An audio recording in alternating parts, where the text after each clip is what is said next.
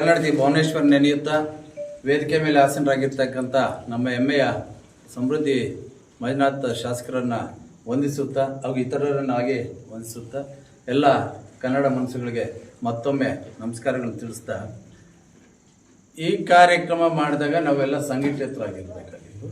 ಇರಲಿ, ಅದನ್ನು ನಾವೇನು ಮಾಡೋಕ್ಕಾಗಲ್ಲ. ಆದರೆ ಸಂಜೆ ಕಾರ್ಯಕ್ರಮ ತುಂಬ ಅದ್ಭುತವಾಗಿ ಮೂಡಿ ಬಂತು.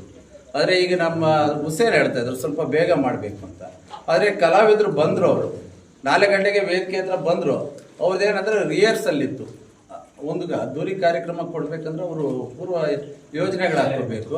ಆ ಪಾಪ ನವೀನ್ ಸಜ್ಜು ಬಂದರು, ಅವ್ರದ್ದು ಕಾರ್ಯಕ್ರಮಗಳ ಅಚ್ಚುಕಟ್ಟಾಗಿ ಅವರು ಯಾವ ರೀತಿ ಮೂಡಿ ಬರಬೇಕು ಅನ್ನೋದ್ರ ಬಗ್ಗೆ ಗಮನ ಕೊಟ್ಟರು. ಅದರಲ್ಲಿ ಸ್ವಲ್ಪ ಇದಾಯ್ತು. ಅವ್ರು ಅದನ್ನು ಮಾಡಿಬಿಟ್ಟು ಮತ್ತೆ ನಮ್ಮ ಲಾಡ್ಜಿಗೆ ಹೋಗಿ ಮತ್ತೆ ಅವರು ಫ್ರೆಶ್ ಅಪ್ ಆಗಿ ಬರೋಷ್ಟು ಸ್ವಲ್ಪ ತಡೆ ಆಯಿತು. ಅದು ಬಿಟ್ಟರೆ ಮತ್ತೊಂದು ಸಲ ಇಲ್ಲಿ ಏನಾಯಿತು ಅಂದರೆ, ನಮ್ಮ ಮುಳಬಾಗಿಲಿನ ಒಂದು ನಮ್ಮ ಯೂಟ್ಯೂಬರ್ಸ್ ಏನಿದಾರೋ ಇವ್ರು ಯಾವ ರೀತಿ ಮಾಡ್ತಾರೋ, ಹೊಸ ಬಗೆಯ ಒಂದು ವಿಚಾರಗಳಲ್ಲಿ ಇವ್ರು ಯಾವ ರೀತಿ ಮಂಡಿಸ್ತಾರೋ ಇದನ್ನು ಬೇರೆ ತಾಲೂಕಿನವ್ರು ಗಮನಿಸ್ತಾ ಇದ್ರು. ಬೆಳಗ್ಗೆ ನಾನು ಬಂಗಾರಪೇಟೆಯಲ್ಲಿದ್ದೆ. ಇದು ಅವ್ರಿಗೆ ಹೆಂಗೆ ಬರುತ್ತೆ ಐಡಿಯಾಗಳು ಅಂದರು. ನಮ್ಮಲ್ಲಿ ನಾನು ತಮಾಷೆಗಳಿದೆ, ನಮ್ಮಲ್ಲಿರೋರು ಡಿಫ್ರೆಂಟ್ ಆ್ಯಂಗಲ್ಗಳಲ್ಲಿ ಯೋಚನೆ ಮಾಡ್ತಾರಪ್ಪ, ಅದರಲ್ಲೂ ಬಂತು. ನೀವು ಮೊದಲೇ ಅವ್ರಿಗೆ ಹೇಳಿದ್ರ ಅಂದ್ರೆ ನಾವ್ಯಾರು ಹೇಳಿಲ್ಲ. ದೃಶ್ಯ ಮಾಧ್ಯಮಕ್ಕಾಗಲಿ ಮುದ್ರಣ ಮಾಧ್ಯಮಕ್ಕಾಗಲಿ ನಾವು ಕಾರ್ಯಕ್ರಮ ಈ ರೀತಿ ಇರುತ್ತೆ ಅಂತ ಹೇಳಿದ್ವಿ. ಅವರಾಗೆ ಅವ್ರು ರೂಪಿಸ್ಕೊಂಡ್ರು. ಮತ್ತೆ ಇನ್ನೊಂದು, ತಾವೆಲ್ಲರೂ ಹೇಳ್ತಾ ಇದ್ರೆ ನಾವು ಲೈವಲ್ಲಿ ನೋಡ್ತಾ ಇದ್ವಿ ಅಂದ್ರೆ ಮುಂದಿನ ದಿನಗಳಲ್ಲಿ ಕಾರ್ಯಕ್ರಮ ಮಾಡಿದಾಗ ಲೈವಲ್ಲಿ ಮನೆಯೆಲ್ಲ ನೋಡ್ಬಿಟ್ರೆ ಏನ್ ಮಾಡೋದು? ಇವರೆಲ್ಲ ಏನ್ ಮಾಡಿದ್ರು ಅಂದ್ರೆ ಒಳ್ಳೆ ಸ್ಟುಡಿಯೋ ಪ್ರೋಗ್ರಾಮ್ ಕೊಟ್ಟಂಗೆ ಆ ಚೌಕಟ್ಟಿಗೆ ಒಂದು ಇವ್ರು ನಿಮ್ ಕ್ಯಾಮ್ರಾ ಸ್ಟ್ಯಾಂಡ್ ಬೈ ಕ್ಯಾಮ್ರಾ ಹಾಕೊಂಡ್ಬಿಟ್ಟಿದ್ರೆ ಒಳ್ಳೆ ಟಿವಿ ಚಂದ್ರ ಟಿವಿ ಜಿ ಕನ್ನಡ ಅದ್ರಲ್ಲಿ ಬರಂಗೆ ನೀವು ಅಲ್ಲೇ ತೋರಿಸ್ಬಿಟ್ರೆ ಜನ ಎಲ್ರಿಗೂ ಬರ್ತಾರೆ. ಯಾಕಂದ್ರೆ ಅದಕ್ಕೆ ಒಂದ್ ನಿಮಿಷ, ಅದಕ್ಕೆ ದಯವಿಟ್ಟು ನೀವು ಮಾಡಿರೋದು ಉತ್ತಮವಾದ ಕೆಲಸ, ಪ್ರಶಂಸೆಗಳು ಬೇಕಾದಷ್ಟಿದೆ ನಮ್ಮಿಂದ. ಆದ್ರೆ ಕಾರ್ಯಕ್ರಮ ಒಂದು ಅರ್ಧ ತಾಸು ಆದ್ಮೇಲೆ ನೀವು ಲೈವ್ ಮಾಡಿಬಿಡಿ. ಅದಕ್ಕೆ ಮುಂಚೆ ನೀವು ನನ್ನ ಸಲಹೆ ಇದು, ಸ್ವೀಕೃತ ನಿಮಗೆ ಬಿಟ್ಟಿದ್ದು. ಅದು ಸ್ವೀಕೃತವೂ ಆಗಬಹುದು, ಆಗದೆ ಇರಬಹುದು. ನಾ ಹೇಳ್ತಾ ಇರೋದೇನಂದ್ರೆ, ಒಂದು ಅರ್ಧ ಗಂಟೆ ನೀವೇ ಅಡ್ವರ್ಟೈಸ್ಮೆಂಟ್ ನೀವು ಕೊಡ್ತಿರಲ್ಲ, ಕೆಲವೇ ಬ್ರೇಕಿಂಗ್ ನ್ಯೂಸ್ ಕೆಲವೇ ಕ್ಷಣಗಳಲ್ಲಿ ಅಂತ ಒಂದು ಅರ್ಧ ತಾಸು ತಡೆ ಹಿಡಿದು ಮತ್ತೆ ಲೈವ್ ಕೊಡಿ. ಹೊರಗಡೆ ಅವರು ನೋಡ್ತಾ ಇರ್ತಾರೆ, ನಮಗೂ ಜನ ಬರ್ತಾರೆ. ಮತ್ತೆ ಈ ಕಾರ್ಯಕ್ರಮದಲ್ಲಿ ಗಮನಿಸಿದ್ದು, ನಾವು ಮಾತೆತ್ತಿದ್ರೆ ಗಡಿ ಗಡಿ ಗಡಿ ತೆಲುಗುಮಯ ಅಂತೀವಿ. ಅಲ್ಲಿ ಆಡ್ತಾ ಇದ್ದೀವಿ, ಮಕ್ಕಳು ಹೆಣ್ಮಕ್ಳೆಲ್ಲ ಕುಣಿತಾ ಇರೋದು ನೋಡಿದ್ರೆ ನಾವೆಲ್ಲಿದ್ದೀವಿ? ಮಧ್ಯ ಕರ್ನಾಟಕದಲ್ಲಿ ಇದ್ದೀವಿ, ನಾವೇನು ಗಡಿಯವರು ಅಲ್ಲ. ಕನ್ನಡ ಹಾಡುಗಳಿಗೆ ಈ ರೀತಿ ಸ್ಪಂದಿಸ್ತಾ ಇದ್ದಾರೆ ನಮ್ಮ ಯುವ ಶಕ್ತಿ. ಅಂದ್ರೆ ಹಾಡುಗಳಿಗೆ ಸಾಹಿತ್ಯಕ್ಕೆ ಸ್ಪಂದಿಸ್ತಾ ಇದ್ದಾರೆ. ಅದೇ ರೀತಿ ನೋಡಿ, ಮತ್ತೆ ಯಾರೋ ಮನೆ ಮಾತಾಡ್ತಾ ಅಂತ ಇದ್ರು, ಏನಪ್ಪ ಕನ್ನಡ ಹೋರಾಟಗಳು ನಾವು 5 ವರ್ಷದಿಂದ ನೋಡ್ತಾ ಇದ್ದೀವಿ, 10 ವರ್ಷದಿಂದ ನೋಡ್ತಾ ಇದೀವಿ, ಅದೇ ಮುಖಗಳಿದೆ, ಹೊಸ ಮುಖಗಳು ಬರ್ತಾ ಇಲ್ಲ. ಯಾಕೆ ಹೊಸ ಮುಖಗಳು ಬರ್ತಾ ಇಲ್ಲ? ಈಗಿರೋಂಥ ಯುವ ಶಕ್ತಿಗೆ ಭಾಷೆ ಮೇಲೆ ಅಭಿಮಾನ ಇಲ್ವಾ? ತಾಯಿ ನೆಲದ ಮೇಲೆ ಅಭಿಮಾನ ಎಲ್ಲೋ ಕೊರತೆ ಆಗ್ತಾ ಇದೆ. ದಯವಿಟ್ಟು ನಾವೆಲ್ಲ ಅದನ್ನು ಹುರಿದುಂಬಿಸ್ಬೇಕು. ಮತ್ತೆ ನಮ್ಮ ಶಾಸಕರು ಇಂಥ ಕಾರ್ಯಕ್ರಮಗಳಿಗೆ ಶಕ್ತಿ ಮೀರಿ ಕೆಲಸ ಮಾಡಿಕೊಡ್ತಾ ಇರ್ತಾರೆ. ಆದರೆ ಅದಕ್ಕೆ ಸ್ಪಂದಿಸಬೇಕಾಗಿದ್ದಂಥ ಸೂಕ್ತ ಹೃದಯಗಳು ಕೆಲವು ಕಾರ್ಯಕ್ರಮ ಮಾತ್ರ ಕೊರತೆ ಇದೆ. ಆದರೆ ಕನ್ನಡ ಕಾರ್ಯಕ್ರಮ, ಕನ್ನಡ ಹಬ್ಬಗಳಂತ ಮಾಡಿದ್ರೆ ಜನ ಬರ್ತಾ ಇದ್ದಾರೆ, ನೋಡ್ತಾ ಇದ್ದಾರೆ. ಇದೇ ಈ ಕನ್ನಡ ಕಾರ್ಯಕ್ರಮದ ಹಬ್ಬದ ಏನಿದೆಯೋ ಒಂದು ವಾರದಿಂದ ಆ ಗಮ್ಮತ್ತಲ್ಲೇ ಇದ್ದಾರೆ. ಯಾವುದೇ ಒಂದು ಟೀ ಅಂಗಡಿ ಹತ್ರ ಹೋಗ್ಲಿ, ಇನ್ನೊಂದು ಅಂಗಡಿ ಹತ್ರ ಹೋಗ್ಲಿ, ಮಾತಾಡ್ತಾ ಇದ್ರೆ ಕಾರ್ಯಕ್ರಮ ಚೆನ್ನಾಗಿತ್ತು, ಅದ್ಭುತವಾಗಿತ್ತು, ನಾವೆಲ್ಲ ಎಂಜಾಯ್ ಮಾಡಿದ್ವಿ. ಮಳೆ ಬಂದ್ಬಿಡ್ತು ಅಷ್ಟೇ. ಆ ಮಳೆ ಇಲ್ಲ ಅಂತಿದ್ರೆ ಇನ್ನ ನಮ್ಗೆ ರಸದೊತ್ತಡ ಸಿಗ್ಬೋದಾಗಿತ್ತು.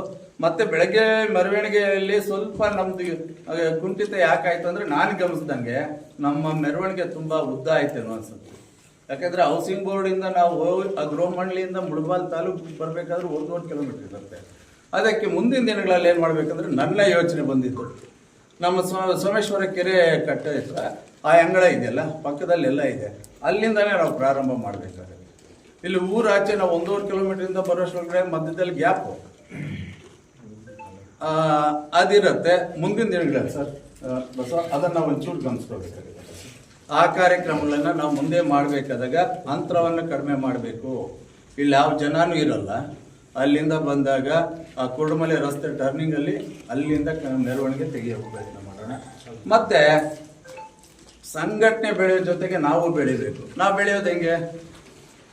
ನಮ್ಮ ಜೊತೆ ಒಂದು 20 ಜನ ಬಂದಾಗ ಆ 20 ಜನನ ದುಡಿಯೋಂಥ ಮೈಂಡು ನಮ್ಗೆ ಬರಲಿ. ನಾವಿದು ಇನ್ನೊಂದು ನಾವು ಯಾವುದೇ ಈ ವಿಚಾರದಲ್ಲಿ ಸ್ವಾರ್ಥರಹಿತವಾಗಿ ಕೆಲಸ ಮಾಡಬೇಕಾಗತ್ತೆ. ಆತ ಬಂದ ಆತಂದು ಬಿಲ್ಡಪ್ಪು, ಇವ್ರು ಬಂದರು ಇವ್ರು ಬಿಲ್ಡಪ್ ಅಲ್ಲ, ಒಟ್ಟಾಗಿ ಬಿಲ್ಡಪ್ ಕೊಟ್ರೆ ಜನ ನಮ್ಮನ್ನು ಮಾತಾಡೋದು. ಯಾವುದೇ ಕೆಲಸ ಮಾಡಲಿ ಒಗ್ಗಟ್ಟಾಗಿ ಒಟ್ಟಾಗಿ ಒಂದು ಕಡೆ ಬಂದಾಗ, ಎಲ್ಲ ಕನ್ನಡ ಮನಸ್ಸುಗಳು ಒಂದು ಕಡೆ ಬಂದಾಗ ನಮಗೆ ಟೀಕೆಗಳು ಕಡಿಮೆ ಆಗುತ್ತೆ. ನಾವೇ ಆಹಾರ ಆಗಿ ಹೋಗ್ತಾ ಇದ್ವಿ. ಅದೇನಾಗ್ತಾ ಇದೆ ಅಂದರೆ ಎಡಗಾಲನ್ನ ಬಲಗಾಲ ಎಳ್ದಂಗೆ ನಾವೇ ಎಳಿತಾ ಇರ್ತೀವಿ.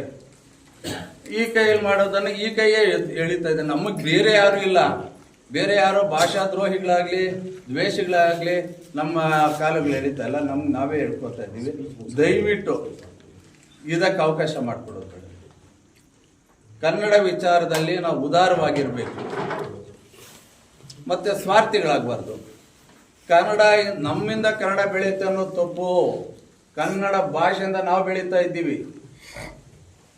ಕನ್ನಡ ಭಾಷೆಯಿಂದ ನಾವು ಬೆಳೀತಾ ಇದ್ದೀವಿ. ಇದುವರೆಗೂ ಎಷ್ಟೋ ತಲೆಮಾರುಗಳು ಬಂದಿದೆ. ಮುಳಬಾಲೆಯಲ್ಲಿ ಕನ್ನಡ ಇದೆ ಅಂದ್ರೆ ನಮ್ಮಿಂದ ಅಲ್ಲ ರೀ ಇರೋದು, ಕನ್ನಡದಿಂದ ನಾವಿದ್ದೀವಿ, ಕನ್ನಡದಿಂದ ಇದ್ದೀವಿ. ಅದು ಏನೇ ಆಗಿರಲಿ. ಇನ್ನೊಂದು ಬೇರೆ ಬೇರೆ ವಿಚಾರಗಳಲ್ಲಿ ಬಂದಾಗ ಅದೊಂದು ಪಂಗಡಕ್ಕೋ ಒಂದು ಜಾತಿಗೂ ಸೀಮಿತವಾಗಿರುತ್ತೆ. ಕನ್ನಡ ಅಂದಾಗ ಯಾವುದಿಲ್ಲ ರೀ, ಕನ್ನಡಕ್ಕೆ ಭುವನೇಶ್ವರಿಗೆ ಯಾವುದೇ ಜಾತಿ ವರ್ಗ ಭೇದ ಭಾವ ವರ್ಣ ಶ್ರೀಮಂತ ಬಡವ ಬಲ್ಲಿದ ಅನ್ನೋದೇನೂ ಇಲ್ಲ. ಕನ್ನಡ ಶಾಲೆ ಹೆಗಲ ಮೇಲೆ ಹಾಕ್ಕೊಂಡ್ರೆ ಸಾಕು, ನಾವೇ ಸಾರ್ವಭೌಮರು. ನಾವು ಹೆಗಲ ಮೇಲೆ ಹಾಕ್ಕೊಂಡಾಗ ನಮ್ಮ ಮನಸ್ಸಲ್ಲಿ ಕೆಲವು ಕಡಿಮೆ ಆಗಬೇಕಾಗತ್ತೆ ಈ ಸ್ವಾರ್ಥಗಳು. ಇನ್ನೊಂದು ನಾವೆಲ್ಲ ಒಟ್ಟಾಗಿ ಸೇರ್ಕೊಂಡು ಹೋಗೋಣ, ಒಟ್ಟಾಗಿ ಕಾರ್ಯಕ್ರಮ ಮಾಡೋಣ. ಮತ್ತು ಈ ಕಾರ್ಯಕ್ರಮಗಳಿಗೆ ನಮ್ಮ ಶಾಸಕರು ಕೊಟ್ಟಂತಹ ಸ್ಫೂರ್ತಿ ಇನ್ನಷ್ಟು ಬೆಳೀಲಿ. ಇನ್ನು ಮುಂದೆ ಅವರು ಒಳ್ಳೆ ಕಾರ್ಯಕ್ರಮ ಕೊಡೋಕ್ಕೆ ನಾವು ಶಕ್ತಿ ತುಂಬೋಣ, ನಾವು ಅವ್ರಿಗೆ ಸಹಕಾರ ನೀಡೋಣ. ಇಷ್ಟು ಹೇಳೋಕ್ಕೆ ಅವಕಾಶ ಕೊಟ್ಟೆ ನಿಮಗೆಲ್ಲ ವಂದಿಸ್ತಾ ಇದ್ದೇನೆ. ಜೈ ಹಿಂದ್, ಜೈ ಕರ್ನಾಟಕ.